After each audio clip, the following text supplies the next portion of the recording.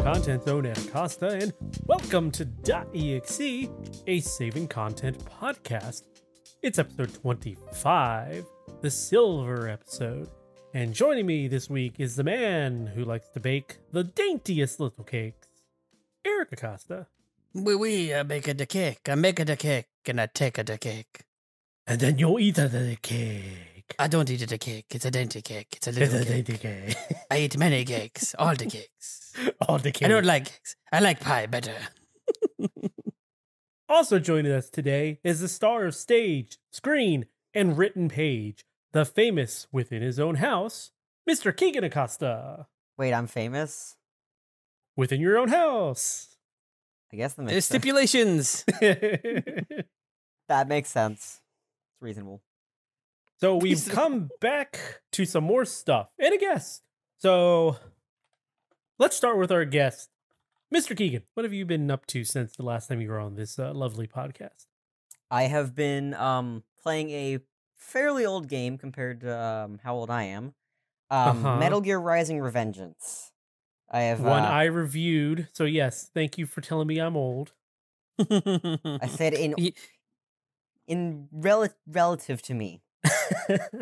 Relative to like a lot of other things. It still goes back to old, because relative to you, old is still old in general because he reviewed it when it first came out. Yes. Which, by the way, if you want to see the review, it's on savingcontent.com. Yes. I don't know. Do you want to see that review? I Who knows? I don't don't know. remember it being written well, but it might be okay. I was only skimming through it, but I still agree with everything I said about it. It's a 5. So I mean, I love that game. Like, it is my favorite platinum game, aside from something like a Bayonetta or why am I drawing a blank? I'll get to it later. I'll remember it later. But yeah, it is like one of my favorite platinum joints. well, it's Platinum joints. my 1.5 that I've played because I played the demo for Wonderful 101. So That's a little- an okay one. I like how they decided to do something just out there, different than what platinum normally does. And I think the Wonderful 101 was Kamiya. Oh shoot! Why am I drawing a blank on his name? Feel bad for mispronouncing it too. Hideki Kamiya. He's the guy who like blocks everybody on Twitter. But he's the one who was pretty much, the key point on the original Devil May Cry, because it was originally going to be Resident Evil 2, and they decided it was too different than what Resident Evil was, so they spun it off into its own thing. So the Wonderful 101 was, I think, his vision, and it was okay. It was different. So I applaud them for doing something different. Never heard of it. you haven't heard of can't. No. It was back on the Wii U, so I guess that might be part of it. No, that's a big reason why I wouldn't have heard of it. I've never played the Wii U. It's also They Nintendo. did end up releasing it on Switch. did they do the Switch? I think Yes, they did they- PS4. They also did a remaster for the Switch. Let me double check. The Wonderful well, 101? Yeah, Yes. Wonderful. It's just 101. 101. Wii U, Switch, PS4, and Windows. Yep, Steam. There you go. Yeah. Yep. Okay. Well, other than the Wonderful 101, you said you've been playing Metal Gear. Yes, I have been playing Metal Gear Rising. Yep, Revengence. Rising. I managed to beat the story on hard. Probably my first game I've actually managed to do that and follow through. What does that mean? And follow through? I feel like a lot of games I've played, it's like, I'm gonna beat this on hard, and then I instantly go, we're gonna go to easy. Oh, I see. It's like, what if, but not. Well, like the newer games, you can switch mid game. A lot of the older games, you picked the level, and that was the level. Yeah, basically. I did So also. you either restarted or you continued.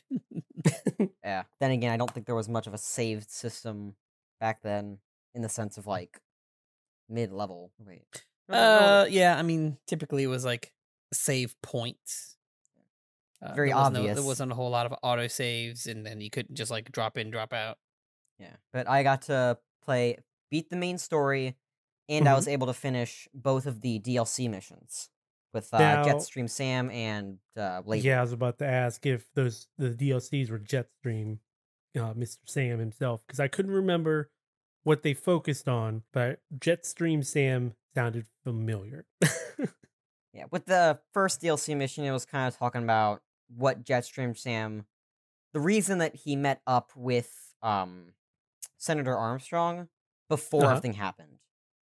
And then the second DLC mission was about, I think it was the events after Raiden fought whatever the prototype name was, which then became Blade Wolf and the whole everything like that. Oh, Kind of talk okay, about yeah, like yeah. just after that and like how certain events played out. Okay, well, what did you think of the game? Like, what with the game itself?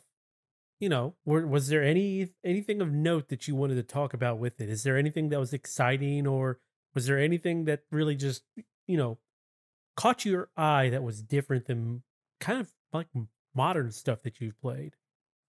Well, the one thing that certainly set me off was the blade mode. How when you have a full bar, you can go into blade mode and be able to like slow down time and just cut things into like pieces of paper. That was probably my favorite thing about the game. Yeah, like, you know, I won't say was my favorite. It was a neat part, but you know, cool. You basically get into this what do they call it? Zendatsu? Zendaitsu or something like that. There you go. And then yeah, like if you remember back when they originally showed off, you probably won't know this, Kegan. When they originally showed off the tech demo for this game, when it was under Kojima's production, they basically had Raiden with a watermelon, and you could chop this watermelon in any direction, and the physics just cut it properly. So they incorporated something similar in the final release, where you got the Zendatsu thing. Yeah. And yeah, you just sit up there and you move the joystick and you just pound on it. And you cut up these enemies into like a billion different pieces or boxes or some other stuff. But you'll sit there and you just cut them up. There have been multiple times where I've taken the controller, gone to blade mode and whatever, and instead of being a normal person using my thumb, I just put my entire hand on the joystick and start shaking around like a madman. Sure, why not? It works. Multiple cuts. My favorite part of that game was the soundtrack and how it related to the action happening on screen. I think I wrote this specific scenario in my review, but the very first boss battle you have with Metal Gear Ray just exemplifies it perfectly. You know, you've got this killer rock soundtrack playing, and you're whacking at the feet of the Ray, and then things happen, and now you know you're doing these bigger attacks, and like there's a moment where if I remember right, you're jumping on missiles, and by the time you get up to the Ray, everything kind of slows down a little bit, and then the soundtrack kicks in, and the guy goes, "Force of nature." It's like the lyrics kick in. It's just like, oh, this is so bad. This is so bad. Like good bad. The good kind of bad. Like the one that we want to say but we can't say. Yeah. That one. I almost said. Bada. The one I would mispronounce. It felt so good to like my core. It's like, oh. The music definitely exemplified each of the moments. Because I know some games I'll be playing, it's like, I'll turn the music off. But that was one of those few games that like I'm going to leave the music on because it fits so well.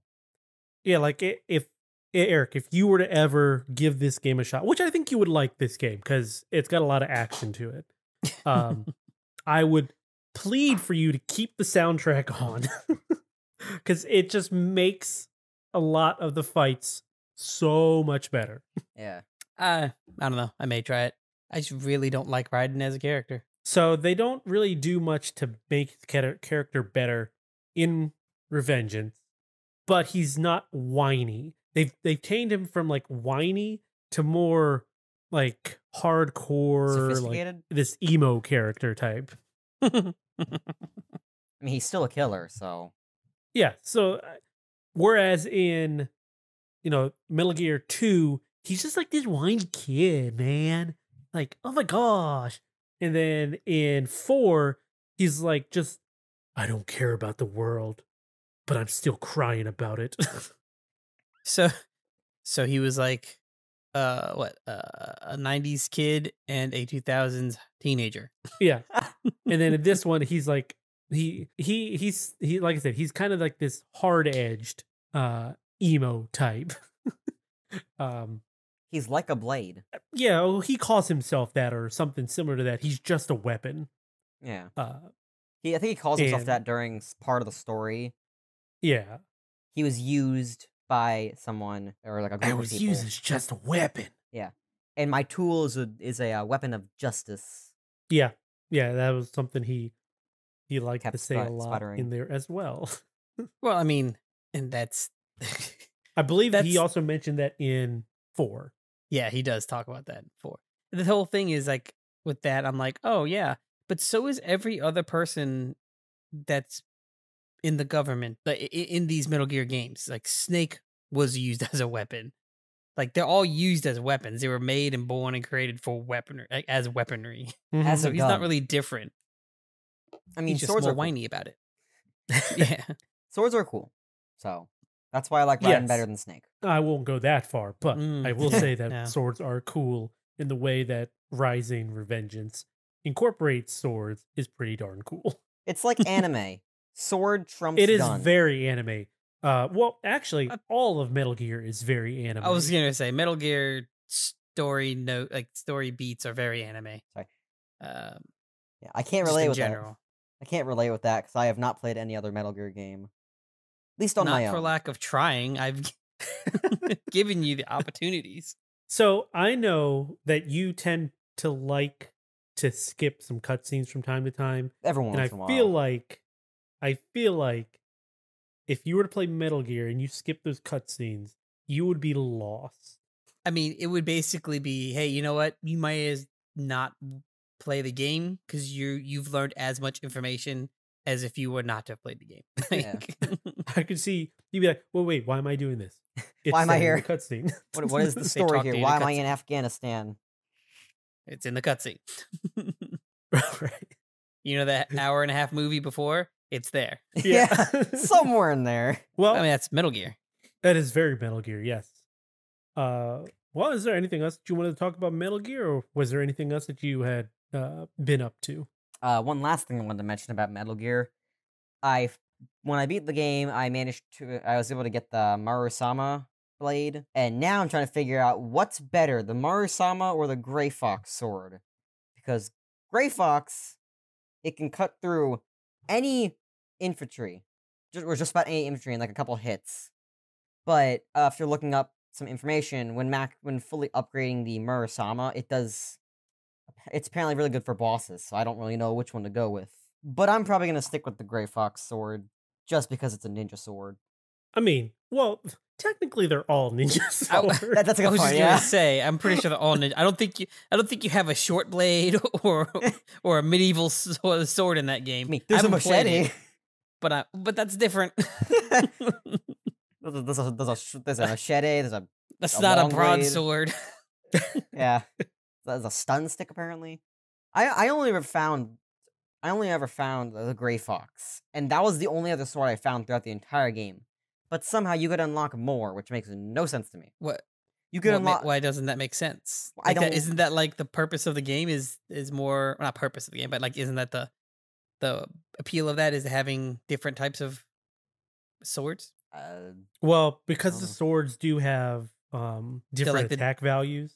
Yeah, there's like isn't like each sword giving you the different powers and the different abilities? Like it's not something that you don't like progress as the character. Like Raiden doesn't get these abilities. So the swords No, that have no, them, no, right? no. You can. You Oh, can you can? upgrade Oh. Raiden. You can you can upgrade Raiden and the sword that you're using. Yeah. But I don't know how you're Oh. supposed to encounter them, but I have not found a single other sword. So that's what's confusing me the most. I right don't now. remember how you actually. I think you find them in like crates and such. Yeah. Like, not necessarily crates, but like boxes or like maybe they're like sword cases, or I don't remember what the thing was. Sounds I remember like I had redeemed a code for one of the DLC like blades. And I think I ended up using that one the whole time because it was like the better blade. I don't remember though. Yeah, I sounds like someone needs to explore the world. Yes, someone should, because there's a. Okay, well, in his defense, Rising is very linear. Yeah, it's not. I'm not always like diverting from the main path to like find something, and that's just with normal games. So like, if anything, there's like maybe a tiny little like not alleyway, but like a little cove that you just step in, and that's about it. There's no like branching paths or anything. You're pretty much just going from point A to point B where the game dictates you need to go. Yeah. Gotcha.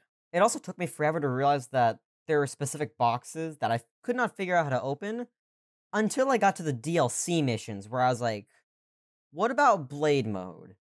And then I realized that I can open them. Took me way too long. So I basically missed every chest I saw in the main game I could not open. So something tells me that that's probably where those blades are. Probably. But I only ever saw 2, so who knows? Well, so I reviewed the game and I gave it a 5 out of 5. Ow. If you were to review the game today with today's standard, what would you give it? I would definitely give it a 5 out of 5 with how the gameplay works, and it's like, to me it doesn't feel as combo heavy as Devil May Cry, but it's still kind of got that general ranking system.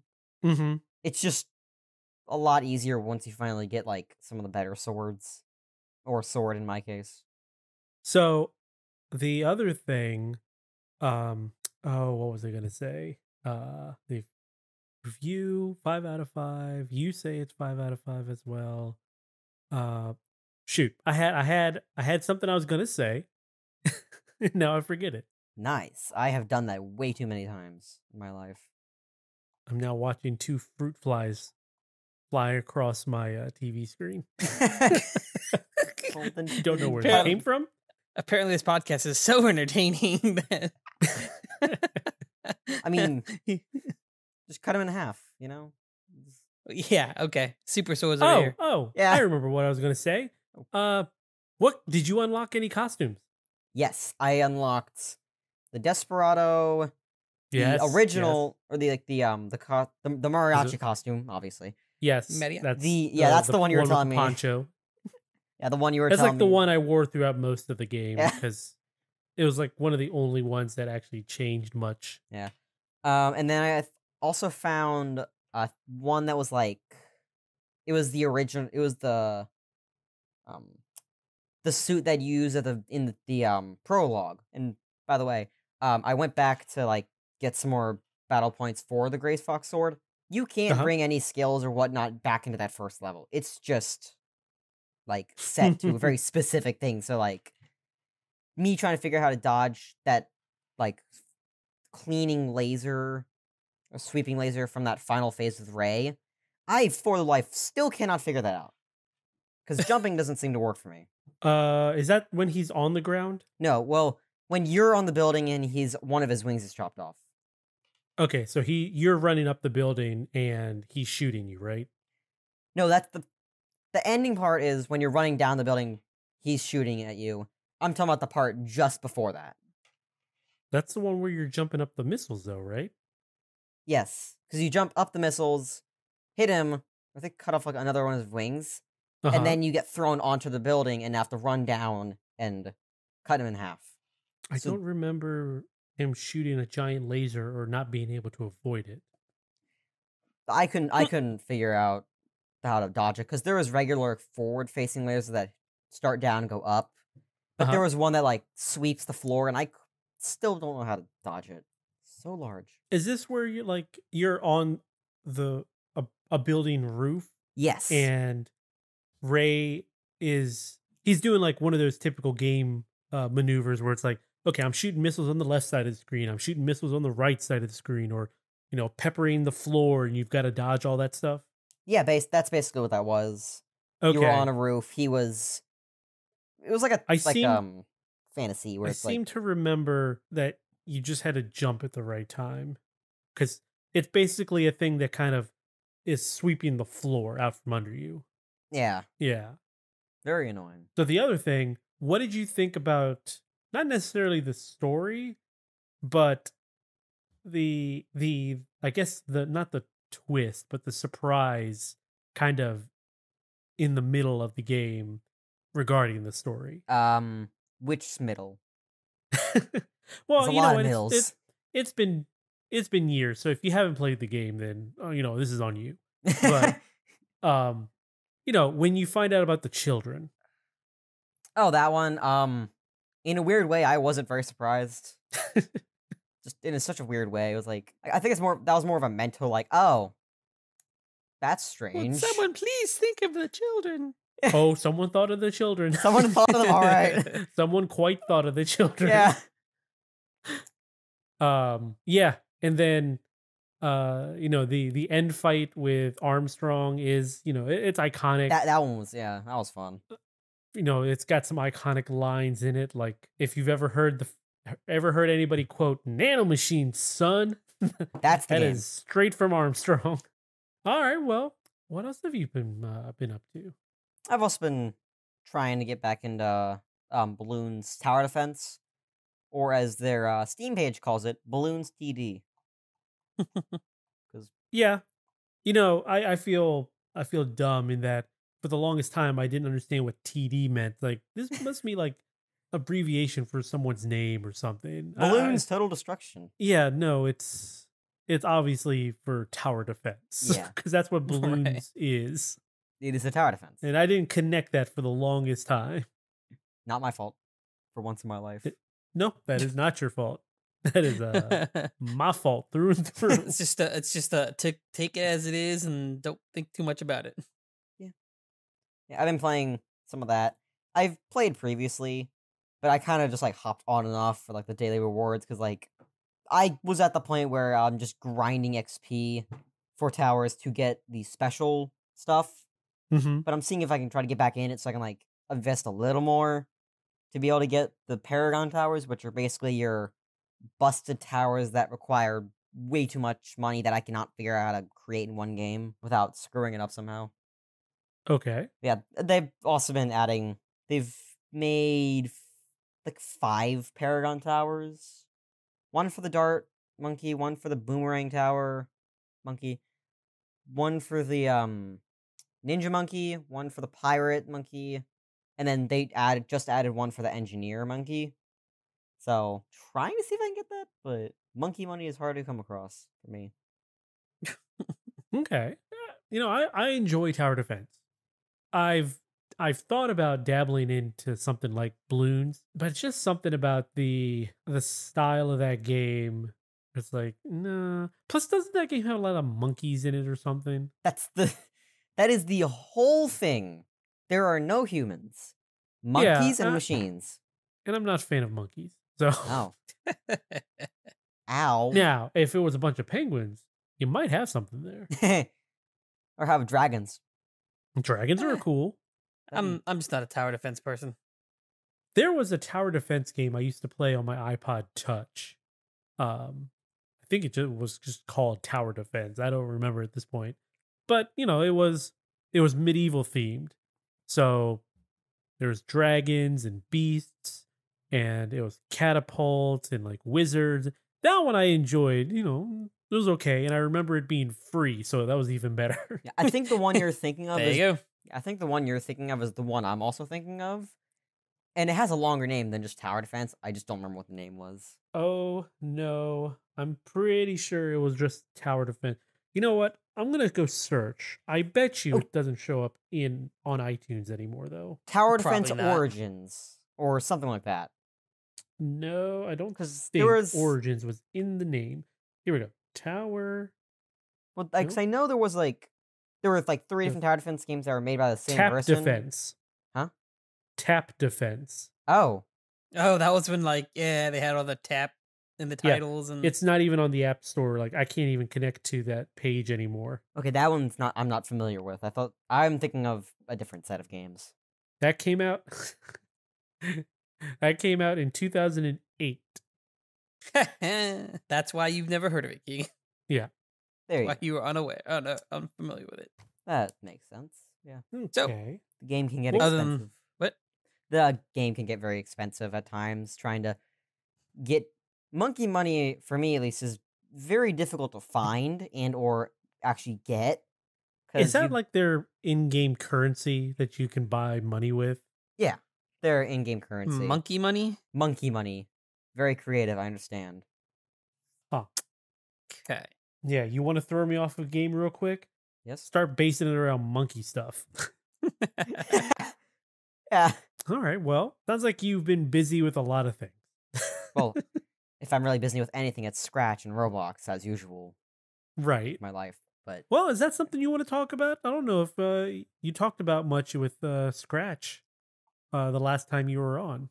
oh, yeah. Well, I've been working with Scratchers, which is what they are canonically, what technically called, because they're people who work on Scratch. Well, Which But for a which is brief- what? yeah, give For the our people that don't know. audience.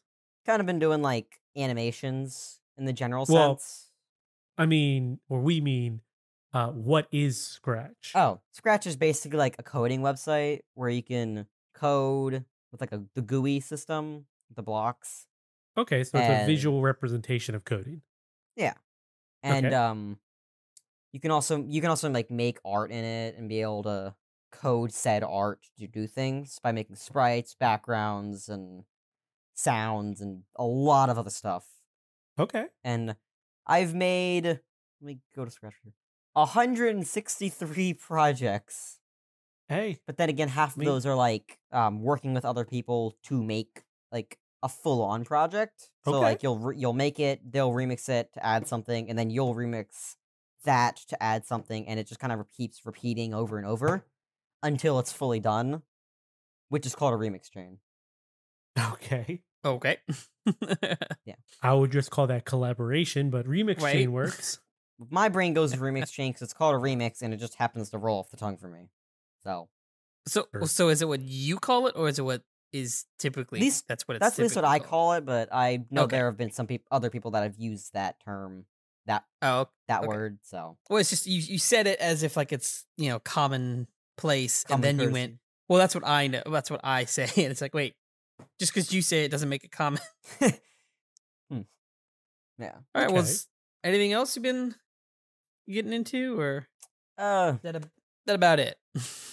that's just about it. I mean, I started the new remix chain with someone, so I guess that's cool. It's another fighting animation. Got like 5 of Alright. those. Is it back? Is it Friday Night Funkin', or is it? I made one that was Friday Night Funkin' based off of something that I was doing with collaborating with one of my actual friends and then basically their friends. Something that we were doing all together, but it was kind of based off that in a general sense. So Gotcha. Okay. Alrighty. Well, Eric, have you been doing anything other than the same thing that we did last week of Minecraft, Dinkum, and GTA? Not really. I mean, been Minecraft, Feed the Beast, 1. Dinkum I played almost all day on one day in Dinkum, and found out how to get the mine. I Uh-huh. bought the mine, and you have to, just like or very similar to Stardew. You have to buy the mine, and which is a little different, but instead of finding it, but then you have to get a pass. But Which that's a little different too. that is, well, you you have to get an initial pass in Stardew, but it's not like buying a pass. You have to do some mission or something to get that ability to open it. Yeah, Whereas- Mhm. you're asking the little juniper people, or you're Theme? asking that that mysterious guy Or in the the- cave. I don't remember. Yeah, because don't you get? I think it's like after you get the weapon, right? The sword, the first time you get the sword or something like that, or Oh, it's been a while. I don't know. yeah, it's been a long while since I played it.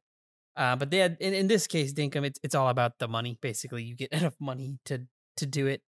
You buy it, you build it. You gotta collect all the stuff, the materials to build it, Mhm. and then the you get the pass. But the worst part about it in this case is that you have to get the pass from my understanding is you have to buy a pass every time you want to go into the mine. That seems So excessive. it does, because the pass, I think, 5,000, I think. Yeah, it's excessive. I mean, I don't know. That's one of those things where it's like I'm not fond of that, because it's like you can't really find iron and stuff and copper readily above ground, and to get a lot of those missions done for the people, some of the missions done for the people, you need that stuff. You need the iron and copper, so you have to go to the cave or the mine. But to go to the mine, you need the money, and to get the money, you need the missions. So Right. or selfish. I mean, I get the loop. I understand it. It's just a way of you not overdoing it, but Sounds like I don't think it's necessary. to me. It sounds kind of like Animal Crossing. It Oh, is yeah. very much Animal Crossing. Yeah, the whole thing is it's Animal Crossing in Australia. I mean, the guy that made the game basically, that's what he's basically said. It's Animal Crossing, but with an Australian twist. So he did have a recent update or a patch, I think from yesterday or today. And he put some patch notes out, and it just fixes a bunch of minor issues, which is great, because it was a list of like 30 different things, 20, 30 Uh-huh. different things. And like I said, he just went through and fixed a bunch of stuff, and this, it's in early access, but it's only him. And he's turned it around pretty quick for patches for things. All right. That's pretty cool. Woo. Yeah. Other than that, like I said, GTA Online, I've been messing with that, and it's just so much better. It is. I don't have to deal with idiots online. It is just so, dare I say, relaxing to be able to go in there and just do what you need to without having to worry about someone messing you up. Well, it reminds me of like before it was stressful, because I'm like, I want to play, but I don't want to get mad. It's like I had to force myself to play. Uh-huh. Now it's a game. Now it is literally a game, and I can play the game and whenever I want to and just play it. I don't have to Right. be stressed. It doesn't affect me in a negative way. So Yeah. Because, as we said, many episodes at this point, the worst part about GTA Online were GTA Online players. right. The more Well- you know. Okay. Sure. More specifically the modders, but other than that, I did play a game. It's on Xbox, but it's right now free with Game Pass, or Okay. you could play it online. You could play it, I guess it's streaming on Game Pass. Because when I go on there, it says play, but I don't have I don't know. I don't have it never installed a shortcut on my desktop. I don't know Okay. if maybe I just didn't click it or whatever, but it's called Space Lines from the Far Out. I don't think I've heard of this one. Yeah, so I was listening to another podcast, Nextlander, Yes. and Good- they had Good folks. yeah, Friends good of the one. show. Yeah, that'd be awesome. I mean, they're cool, but they were talking about it, and they were like, yeah, it's kind of Kerbal space looking, and he's like, not really for me and the kids, but it looked fun. So I was like, let me look at it, and I can see where they get the Kerbal space look. Uh-huh. Just because they got they're humans, but they got big eyes. But it doesn't really remind me of a Kerbal space program, the little Kerbals. But the whole point of the game is you work for a space line, which is like basically think of a cruise liner, Mhm. but a spaceship. And you really, I mean, you could play it single player, but it's really meant for like multiple players. It reminds me of Overcooked, but Oh, okay. also faster than like FTL. FTL is a good one.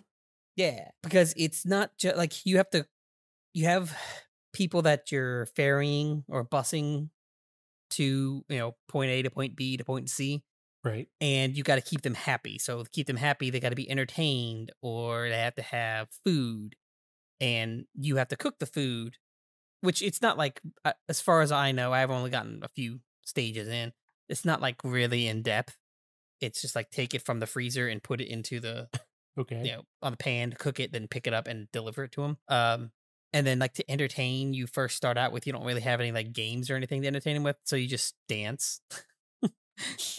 You hold the X button, and then you have to do like DDR, left, right, up, down dancing to entertain them. Boy. Interesting. Yeah, with the controller. But you're not just doing that, because the whole time the ship is moving to a destination, but you have to direct it to go to the right destination. So I mean, you have to then take your character, go to the steering wheel, and turn it left, right, wherever, point it in the right direction, then go to your radar to make sure that you're heading to the right direction, and that kind of thing. Then you have to also go to your battery and make sure your battery is powering the rockets or the anti-gravity or the gravity producer or the food. So like that's where it comes in, where it's multiplayer, because you can do it by yourself, but it's you running between all these things. And sometimes I'm assuming when it gets later in the game, you don't really have a whole lot of time between these actions that you need to do to be able to do them all. So like, you'd have like one person manning the ship and doing something else while another person's like feeding and fixing things. And I'm assuming it does get a lot more hectic. Like I said, I haven't gotten too deep into it. I've only gotten like a few stages. But like you have to like plan the route out. So like some of the routes are too long fuel wise. So you have to like stop at a fuel depot or find a fuel depot or stop at like a almost like a plane, like a layover. We can't go all the way over there, but we can go here, lay over here, and then go to here. Huh, okay. So it's pretty nifty. I like it. Kegan and Genevieve might want to try it and see what it's like multiplayer. Ooh, there you go. Let's see how that works. Be a little more fun. I'm sure that it's just one person. Maris, the reason I didn't play a whole lot is because Maris kicked me off of it because she thought it was cute and wanted to play. Of course. Yeah. So she instantly killed my spaceship because it ran out of fuel. I mean, hey, at least she's interested. Yeah, she just didn't know what to do. That sounds like yeah. It's nice to be able to see her wanting to play with everybody else on these games and everything. Yeah, and then actually trying to play. Right, and not just kind of sitting back and watching. Yeah, so it was like I said, it's pretty nifty. It just released. I say just released. 6/6. So that was a few months ago. Like I said, it's on Game Pass for free right now. Normally $15. I mean, it's not even that big of a buy anyway. Looks like it's published by Skystone Games and developed by Coffee Nuts. I know neither of them. They don't sound familiar. Coffee Nuts. Yeah, I don't know cool either name. of them. That is a cool name, right? Yeah. But other than that, nothing. Nothing else new. We are going to try Unrailed. Oh, we downloaded it, but we haven't tried it yet. That as well. I have downloaded that as well. Azrael? Azrael? Apparently I can't speak. Woo. I mean, it worked. Azrael. Maybe next podcast we will have conversation about Unrailed and see how we liked that. Yeah. I'm curious to see how that plays. So I watched some other. It's not a new game by any means. It's older, but I've watched some playthroughs on it, and like Achievement Hunter and them did it, and it can be fun, but I'm sure it can certainly be just like Overcooked can be fun, but also upsetting depending on Yeah. who's playing, because you can really mess with people. Yep. And that's through Epic. Right. And actually, the next game coming free through Epic is Cook Serve Delicious 3, another review I've done, another 5 out of 5. And I recommend everybody go get that because it's really good. So when that came out, I got it for Des because she liked Overcooked, and I was like, oh, she might like this. It's a little different. She very much did not like that. It was too confusing. It is. Well, okay. What did you guys? You played on the PC? Well, I played. It was on the PS4. Okay. I will say that it is better on controller than it is keyboard, but even better when you have a touch screen. Yeah. So with Cook Serve Delicious 3, the Switch port is really, really good. You can just go quick tap. Yeah, that's how I play, is on the Switch with the touch screen. Otherwise, I don't remember if they have 2, but they definitely have Cook Serve Delicious, the first one, on iPad, and that works really well on touchscreen. They might have the second one. I don't remember. Like I said, they don't have the third one out yet on mobile. I don't think. But if they did, I would probably buy it again. It's a fun game. I really like it. Yeah, it is one of my favorites. It's just one that I don't go back to a lot because it's one of those that's fun. It's a fun stress, but I can't play it all the time because it is stressful. Mm-hmm. Yeah, a lot of that does come down to make sure you're hitting the right buttons, and you lose a layer of that when you're using the touchscreen, and it's more about speed than it is about accuracy at that point. Yeah. So what about you, Ed? What have you been in? Nothing different. It has been Minecraft, Dinkum, and GTA. So I'm not going to rehash all of that because it's all the same stuff. Like nothing has really changed in our time. I mean, in Dinkum, we've done the co-op, and the other day we were playing and Maris hopped on with us, so that was interesting. That was yes. She was running around just like she does whenever she hops on Animal Crossing with mom's copy of the game. First thing she does is she goes and grabs an axe and wants to chop down trees. Murder. Yeah, I don't know what it is about chopping the trees down, but she's a very destructive child apparently. And then every time she comes up, Uncle Ed, follow me. Follow me. Oh yeah, she started that in Dinkum, and I was like, no, we're not. This is not. Follow the leader, Maris. Stop. I put my foot down in there. Like, you will play the game, but do not follow the leader. That's not the purpose of this game. I was mean, Daddy. But that's all we've been doing. Other than that, is just I guess you could call it a food corner with culinary expert Ed. I bought some Tang the other day because it had been actually 2013 was the last time I bought Tang. I reviewed Metal Gear Rising in 2013. Oh my gosh. So the last time I bought Tang was the last time I guess I had an actual discussion on Metal Gear Rising. So now that we're talking about Metal Gear Rising and I had Tang again, it's kind of funny. So we're reverting, we're just, time traveling. Well, this Tang. So I made the Tang and I drank the Tang and it tastes like Tang. That makes sense. It's watered down orange drink. Yeah, basically. I like it. I like Tang. So I decided to kick it up a notch and put a shot of vodka in there. Adultified. The only vodka I have is the Old Bay vodka, which is good vodka. Oddly enough, when you take a shot of the Old Bay vodka, you don't really taste much of the Old Bay. Yeah, I think a lot of that's just because it's vodka is the expectation that it burns anyway. So like any spice wasn't going to linger. Right. So I put it in the Tang, and boy, you could taste the Old Bay now. So I drank it. It was fine. I won't really do that again. So instead, when I went out to the store to pick up stuff for my dinner tonight, I went and got a thing of pineapple vodka, and that goes really well with. I was that probably Tang. tastes a lot better. So that's a good one. Like a tropical smoothie. I also got myself a thing of Bird Dog apple whiskey. Yes.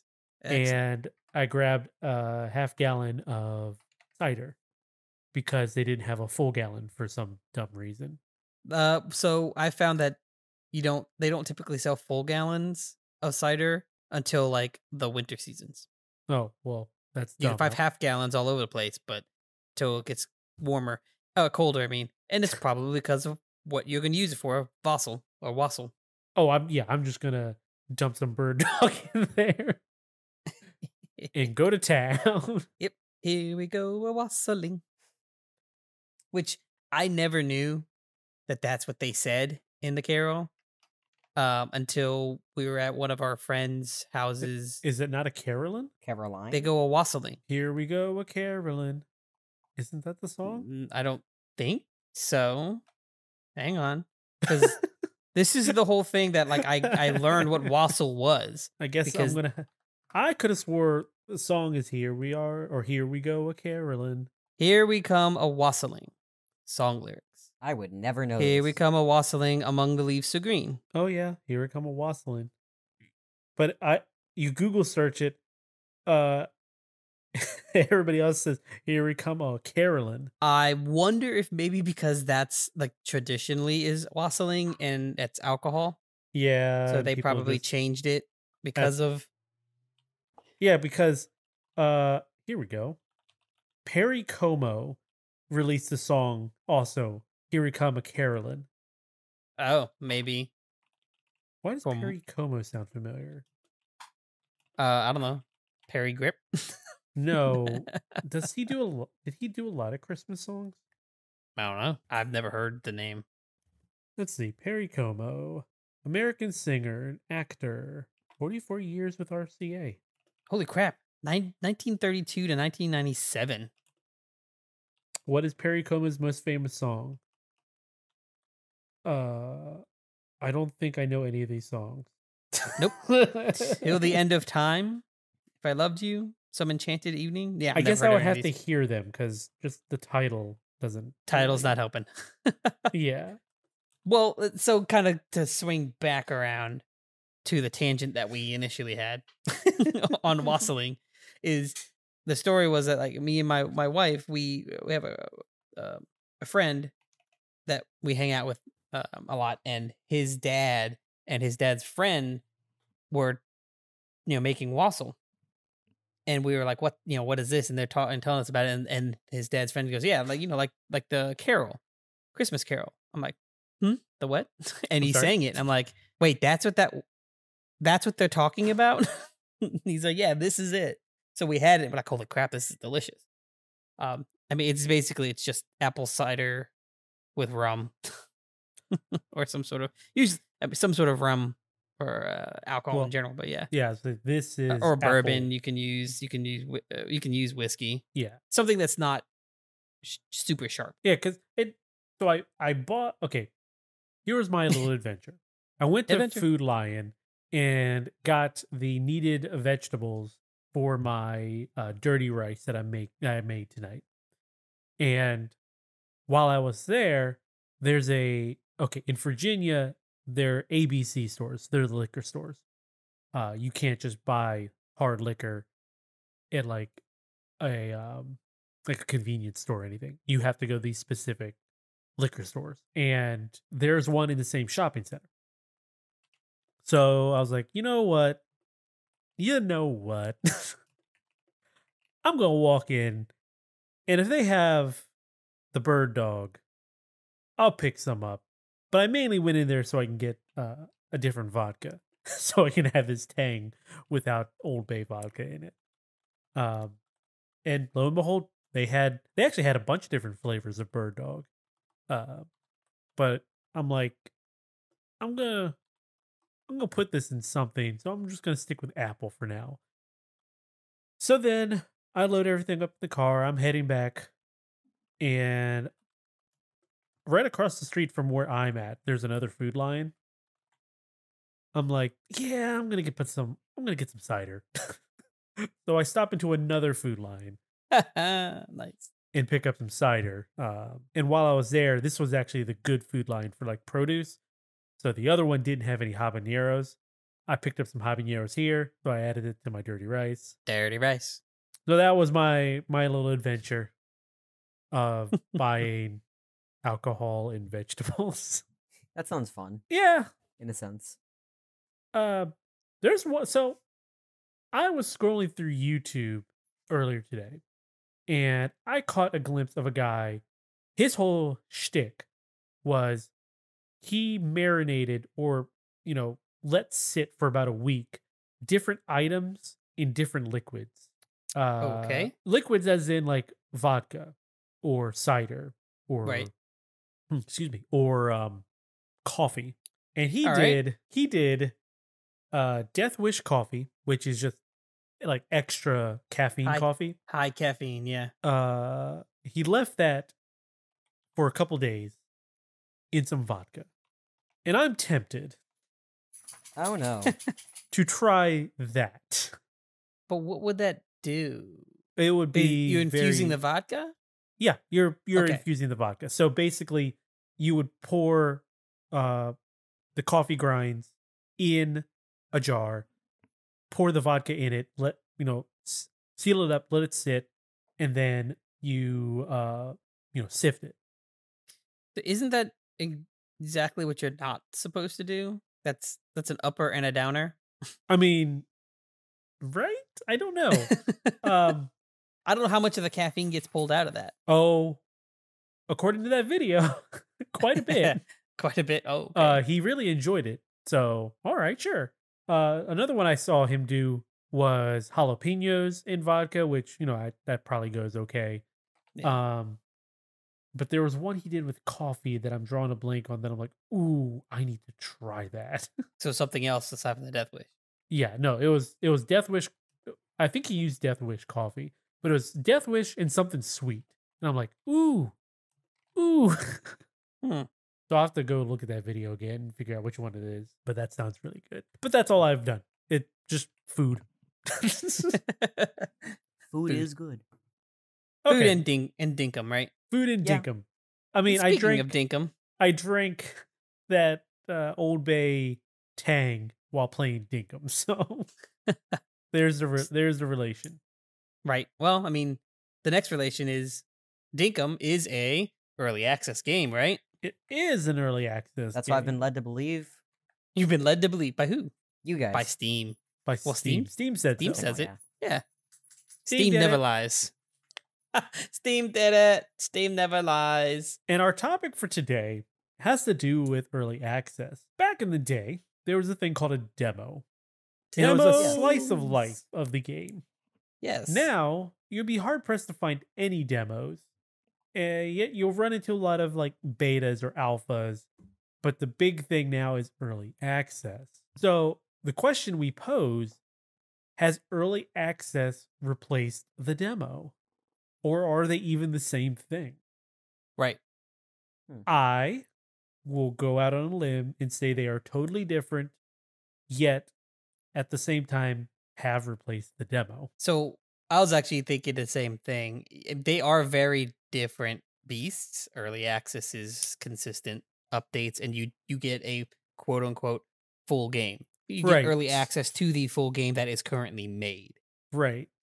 You know, Where the demo is the slice, like you said, the slice of a game. It could be the beginning, middle, end, whatever, but it's only a section. yeah, the early access is you're getting the actual full game as it is at that time. Right. So however much the developer can play is what you're able to play, versus you're getting just a piece of what the final game is in a demo, which, based on how some developers have developed their game in the past, is not technically a slice of the game. It is specifically designed to be a demo. Right. It is designed and optimized for that demo to do well, Right. which doesn't necessarily mean the game will do well. And It's a like one and so, like done. Kegan, I don't know how many demos have you played? Like, yeah, is demo a thing for you? Because me and Uncle Ed, that was how we tried out games. But for you, is that even viable? I have his answer after he's done. I'm sorry, You what? have his correct answer. I have his. How does that work? No, go ahead. Well, No, you finish. I didn't even start. That's not how this works. We're not bending time, are we? Anyways, A time bender. I haven't really played a lot of demos.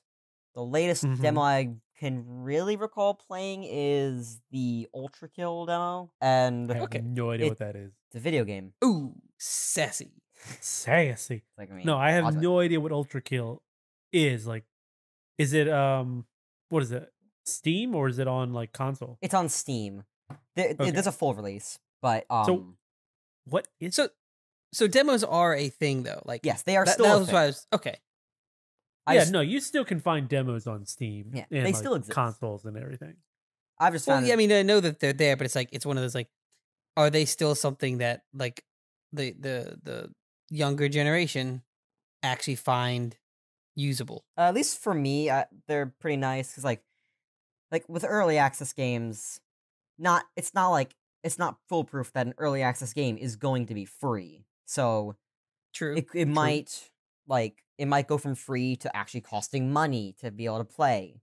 Right. While demos, true. you can count on the fact that they're going to be free, and you can try out the game before you can confirm that, hey, I want this.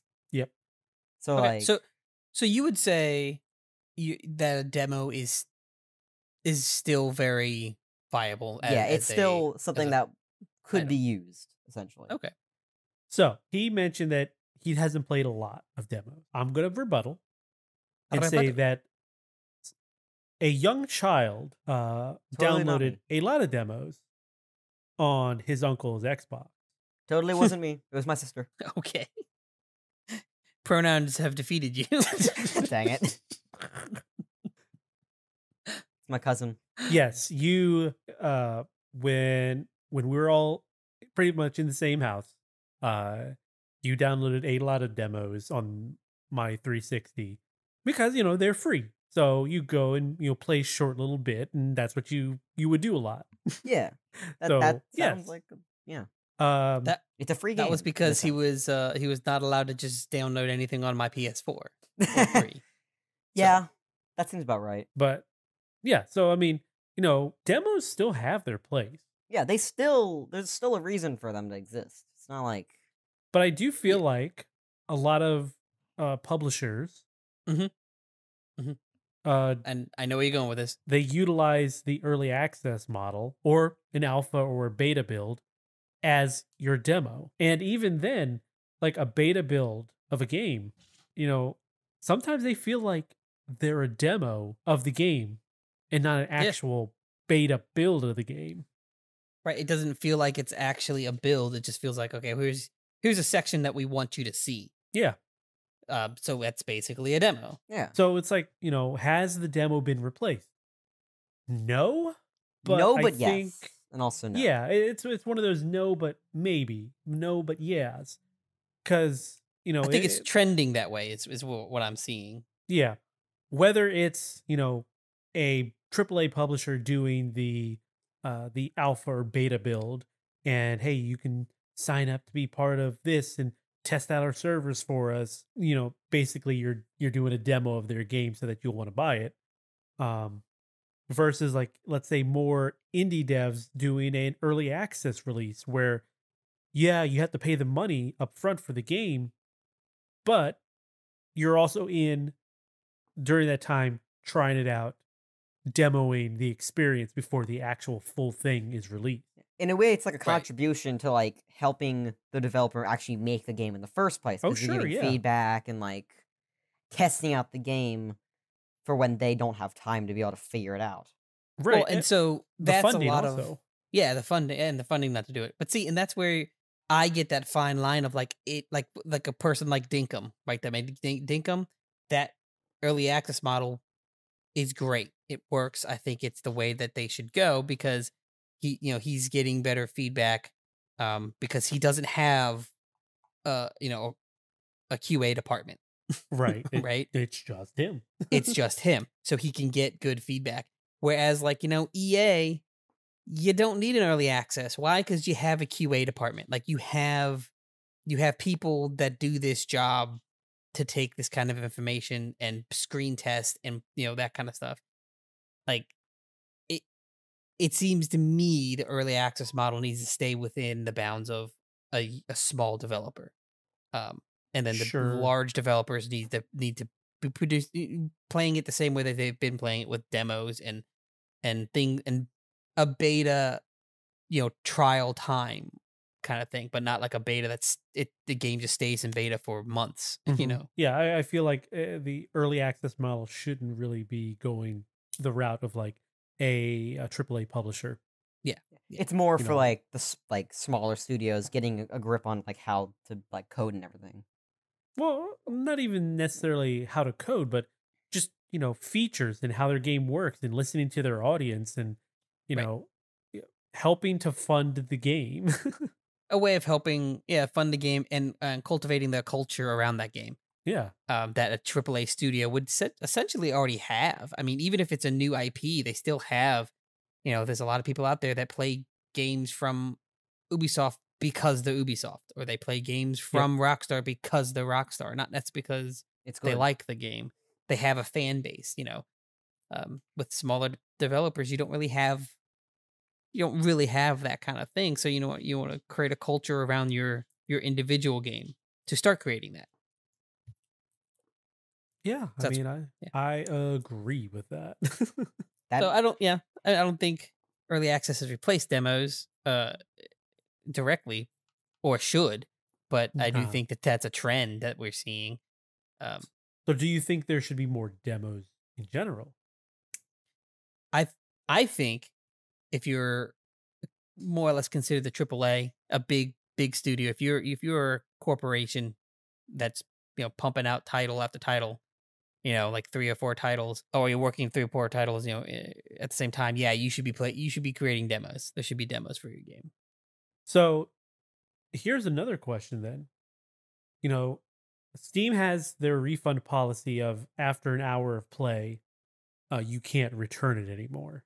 Right. Should a storefront or should the developers design in a way that first hour of play is technically your demo? Well, so that gets into that gray area of like you've bought the game and now you're returning it. So what does that look like Right. So to the if- sales? let's say let's say we think that's a good idea. Then ideally, the storefront wouldn't charge you until after an hour's up. After your hour trial period? Yeah. Yeah. There you go. Are trials technically demos? Right. I mean, so I guess your negative to that is like, not all that, like we said earlier, demos doesn't necessarily mean the beginning part of the game, right? It can be any slice of the game. Whereas a trial period in that sense would always be the beginning part of that game. So, I think that would make it harder on devs. Oh, Because yeah. then you've got to make it I agree. super solid at the beginning, and then show off stuff that maybe you wouldn't necessarily want to show off until later because the story doesn't demand it. But Mhm. now you want people to buy your game and pass that trial time frame, so you're pushing these things up. Whereas with the demo, you can just you can show this this section. So I wouldn't be a fan of that. But what do you think, Kegan? I think the demo would probably be a little more practical because with the demo you can kind of add what you want to it and like what you would want players to like be able to see about the game. That way they can get their first impressions on what the game's going to be like and if they'd want to get it. While trials is kind of like showing like the first level or like like who knows, you might be grappling across like pits in the first level, but maybe like 10 levels later you might be like jetpacking across chasms with like octopi over it or something. So it kind of like True. with the demo, you can kind of like compile everything into one section or one game. You can compile everything into a demo, so that way people can get an idea on what they're looking for, and if there's anything that you'd want to like keep out, you can like hint to it in the demo. Right. While with the I kinda trial, liken it's specific. Yeah, I like kind of liken it to like a movie trailer, Yeah. right? Movie trailer has got little snippets throughout more or less the whole movie, and that's what you're showing to get people enticed. But if you were to show the first 30 minutes, or not even that, the first like 5 minutes of a movie, you know, most movies are not going to be super enticing. Yeah. Yeah, I mean, that's it is a curated experience of what you can expect in, that piece of media. Yeah.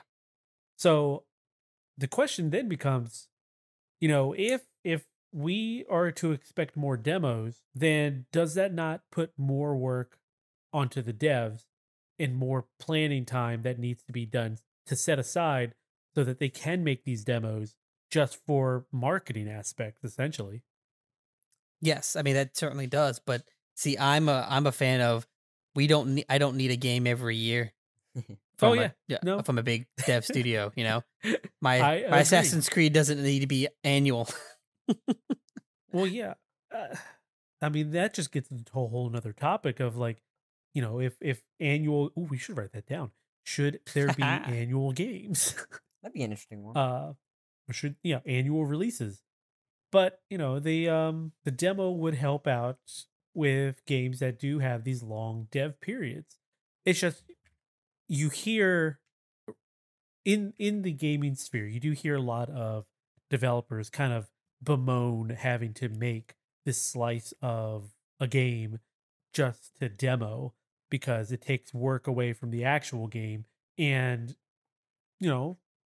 for I won't say a majority, but most of the time the game isn't even final of what's in the demo because they polished the demo to be For the demo. as good as it can be. A good Right. example that I know of is the Sonic 06 game. So it is widely known now that when they showed off that game and had it playable during, I think, one of the E3s, that slice of the game was taken from, I believe, like a PS3 build, and it was optimized with features that the devs on that particular version of the game thought were going to be in there.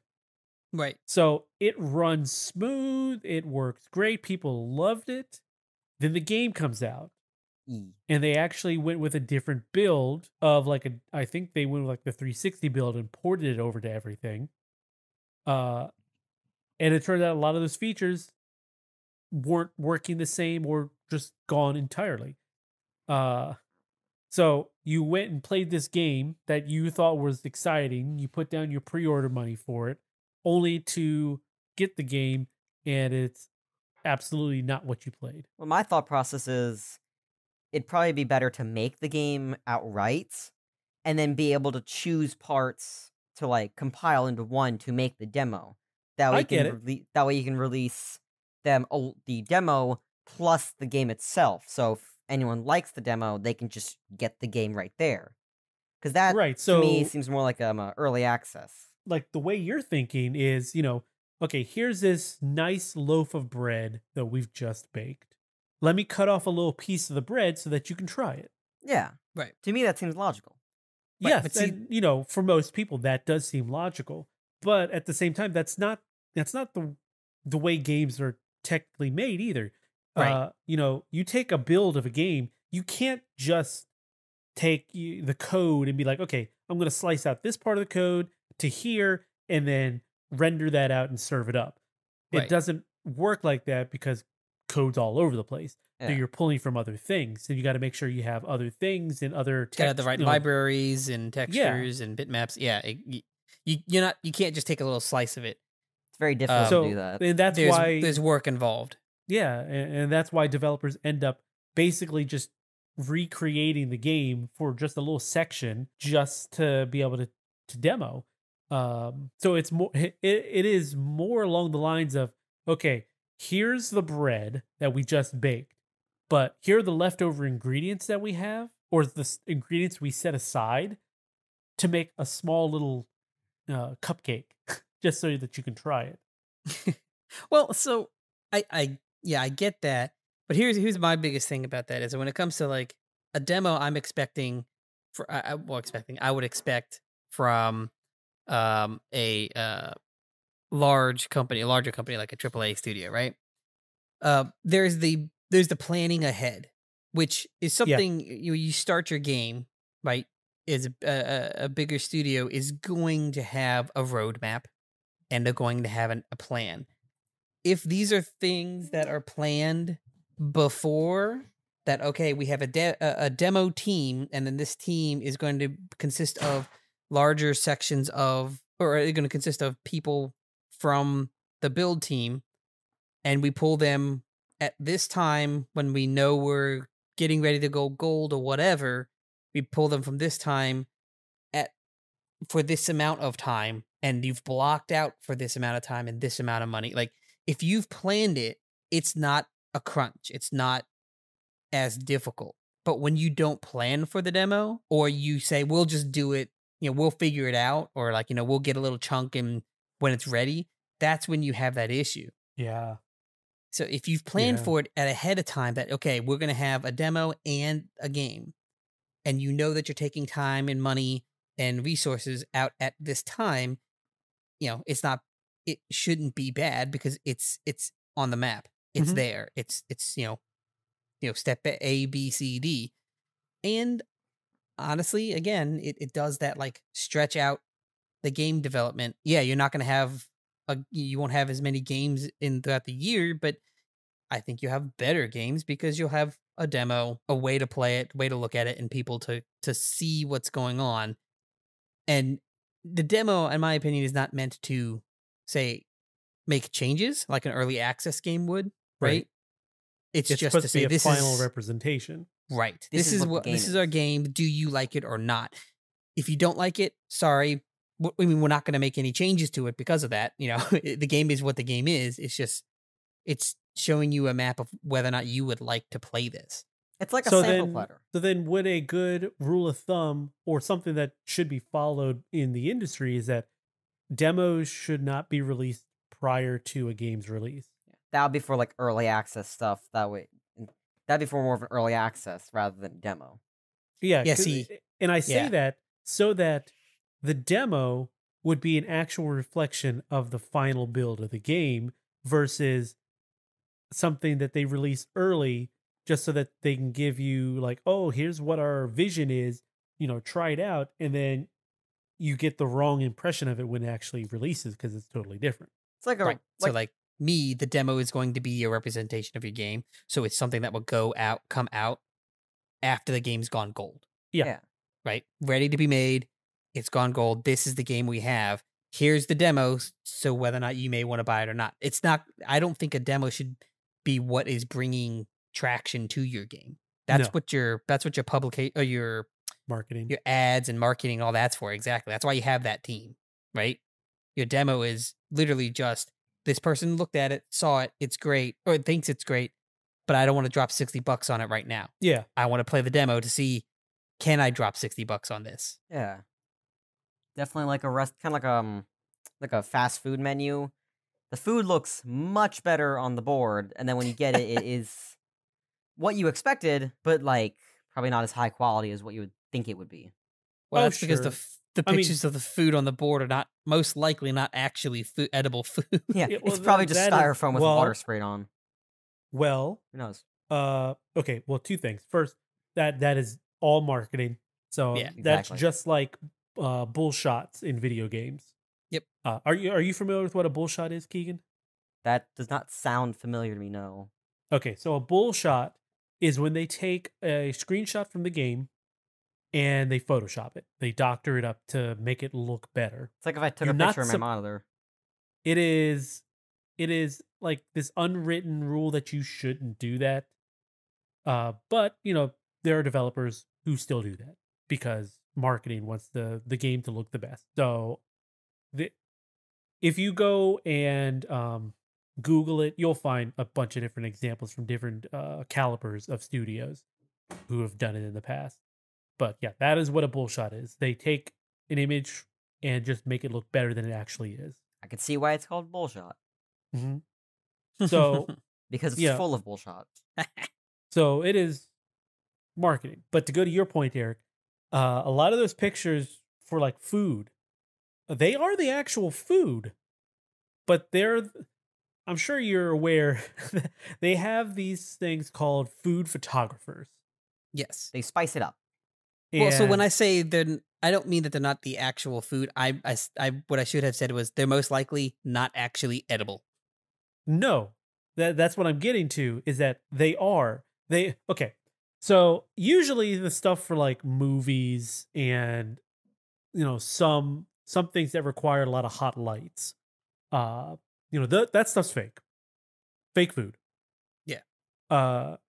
Typically the food that you'll see in menus and advertisements, they typically are the actual food that you would eat, but they are cooked in a professional environment, and they have these food photographers who are basically hairdressers for food, and they will go and decorate it and, you know, get it in the right position so that it looks the best for the camera. So they'll have a range of tools, whether it's syringes or extra, you know, I don't know what's the best way to, like, not the proper type of lettuce or something that goes on there just to make it look good.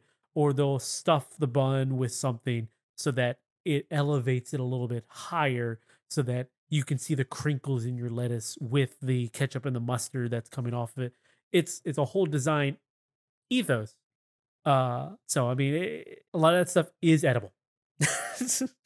I don't know, because I've seen a lot of like behind the scene videos of like things like, I mean, I just remember what I remember off the top of my head. It was one for a hamburger, and it was like they showed the picture, and then they showed what was on it, and it was like the ketchup wasn't actually ketchup; it was paint from in a syringe. It was that the cheese wasn't cheese; it was like a plastic corner that looked like cheese, so it wasn't even the full thing. It wasn't even a full square; it was just a corner of cheese. Like the bun and burger was real, but like they're like, you wouldn't eat this. Right, but that's what I'm saying is like for extended photo shoots or for movies or TV shows, yes, that is correct. Typically for, a short photo shoot or something that's going to be like on a menu or something, they're just going to use the stuff that's there because it's going to be like that. They're just going to be in there and take your shots and go. Yeah. But yeah, for things that require long setup or you're going to be there shooting a long time, yes, you're going to end up using other means because hot lights melt things. Right. So change the properties. If you don't already know, a lot of times when you see ice cream in movies and TV shows, it is either one of two things. It is either mashed potatoes, or it is a what do you call it? It's like a powdered sugar like mixture. Mountain? It doesn't melt, it holds its shape, and it's edible. So, your actor can sit there and actually eat the thing. Hey, at least it's food in general. Well, you ask a lot of actors and actresses, and they're probably not terribly excited about a lot of the food because, like Uncle Ed said, not it's food, but it's not they're not seasoning it. Stuff that's supposed to be warm is probably not warm anymore. Right. I mean, you have mashed potatoes on a waffle cone. You expect that to be ice cream, knowing full well that it's not ice cream. Mm-hmm. And they may have actually put chocolate syrup on it.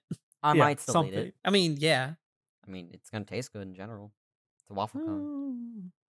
I mean, I probably wouldn't mind. I just like waffle cones. Mashed potatoes on a waffle cone, but... Well, you're also assuming that the waffle cone isn't stale. And? I mean, it's probably stale. They probably, they most likely didn't just buy it because you didn't, they're probably running that scene multiple times. But yeah, I mean, there's a whole genre of food artists, and you can think of them like the dev team that would be working on on your demo. Right. They're taking that little snippet, pulling it out. Basically. But again, if you've planned for it and you've budgeted for it, most of the time there shouldn't be an issue with having a demo. I just, I think some of that issue is that there's that thought of like getting the demo out before the game.